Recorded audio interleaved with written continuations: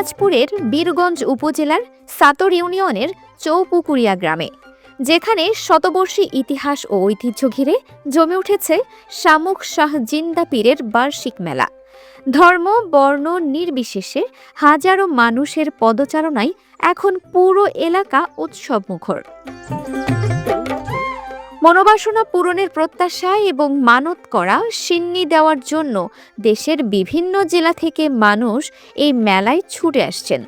তারা সঙ্গে নিয়ে আসছেন মোরগ, ছাগল, হাঁড়িপাতিল ও রান্নার বিভিন্ন সামগ্রী।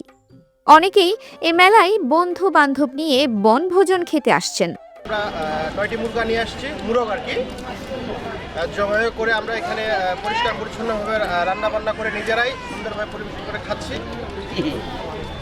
আমাদের এখানে কোনো মানত করা নেই, আমরা মূলত আসছি আমরা খাওয়ার জন্য, পিকনিক মনে করে আমরা এখানে আসছি, অন্য কোনো উদ্দেশ্য আমাদের নেই। চাচা, ভাতিজা, ভাই, মামা সবাই মিলে আসছি, প্রত্যেক বছরই আসা হয়, আনন্দ করার জন্য আসছি, ভালো লাগে। প্রফুল্ল চন্দ্র রায় ও শফিকুল ইসলাম জানান, এখানে মানত করে এসেছি, উপকার হয় তাই এসেছি। অনেকে আসে, আমরা এর আগেও এসেছিলাম। পৌরাণিক কাহিনী ও মাজারের জন্ম। শামুক শাহ জিন্দা পীর সম্পর্কে প্রচলিত রয়েছে বহু পৌরাণিক কাহিনী। আঞ্চলিক বয়ানে জানা যায়, তিনি ছিলেন একজন কামিল আউলিয়া। তিনি পশ্চিম দিক থেকে এই অঞ্চলে এসে ইসলাম প্রচারে আত্মনিয়োগ করেন। তার অনুসারীরা জানান, মৃত্যুর আগে তিনি জীবিত অবস্থাতেই কবর দেওয়ার নির্দেশ দেন এবং 8 দিনের মাথায় তাকে কবর থেকে তোলার কথা বলেন। কিন্তু অনুসারীরা নির্ধারিত সময়ের 1 দিন পর পৌঁছালে কবরের পাশ থেকে রক্ত বের হতে দেখেন। এরপর আর কবর খোঁড়া হয়নি। সেই ঘটনাকে কেন্দ্র করেই জিন্দা পীরের মাজারের গোড়াপত্তন হয়। চৌপুকুরিয়া গ্রামের আবু সাইদ সরকার টিটিন আরাজি জানান, কবর থেকে না ওঠানোর কারণে কবরের পাশ থেকে রক্ত বের হয়ে আসে এবং এ সময় পাশে একটি পুকুরের সৃষ্টি হয়, যেটি এখনও রয়েছে। এই পুকুরের পানি শুকায় না এবং ভক্তরা এই পানি মানত করে ব্যবহার করেন। স্থানীয় প্রবীণরা জানান, শামুক শাহ জিন্দা পীরের পুরো নাম শাহ মাকসুদ শাহ। মাজার ও এর সম্পত্তি ওয়াকফ স্টেটের তত্ত্বাবধানে পরিচালিত হয়।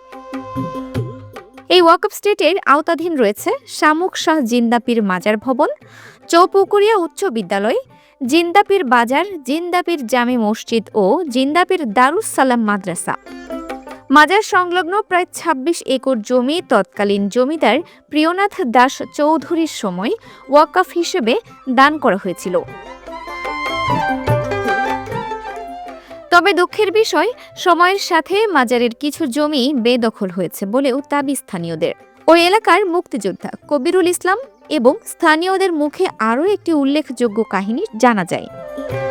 বাংলা 1226 সালের 8 অগ্রহায়ণ চৌপুকুরিয়া ছোট রাস্তা দিয়ে হাঁটার সময় শামুক শাহের সঙ্গে কয়েকজন ঢুলির কথোপকথন হয়। কথাবার্তার এক পর্যায়ে ঢুলির একটি ঢোল ফেটে গেলে পীর সাহেবের পিঠে তার দাগ দেখা যায় বলে কথিত আছে। তাই ওই ঘটনার স্মরণে প্রতি বছর 8 থেকে 19 অগ্রহায়ণ পর্যন্ত চলে এই জিন্দা পীরের মেলা। জিন্দা পীর মেলার দোকানদার দ্বিজেন্দ্রনাথ ও রমিজউদ্দিন জানান, এই মেলা মাসব্যাপী থাকলে বিক্রি ভালো হতো। Multimedia desk, Dinajpur TV.